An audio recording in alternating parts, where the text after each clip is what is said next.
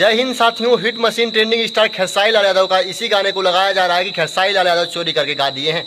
आइए, और वो गाना कौन सा है, किस सिंगर का है? प्रमोद प्रेमी यादव जो भोजपुरी के एक बढ़िया सिंगर है, उनका भी सेम टू सेम सॉन्ग आया है और बताऊंगा कौन है असली चोर, कौन किसने चोरी किया है। उससे पहले आप लोगों को ये गाना सुना दूं, तो सुनिए इस गाने को।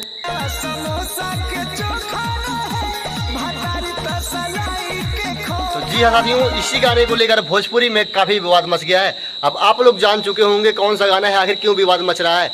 तो साथियों, खेसारी लाल यादव और प्रमोद प्रेमी दोनों गाना जो है सेम टू सेम एक ही जैसा है और एक ही जैसा वो गाना लग रहा है। क्यों लग रहा है? राइटर अलग है, फिर गाने वाला भी अलग है, स्टूडियो कंपनी जिससे रिलीज किया गया है वो भी अलग है, फिर भी गाना मैच क्यों कर रहा है एक दूसरे से? हो सकता है संयोग बस हो जाए।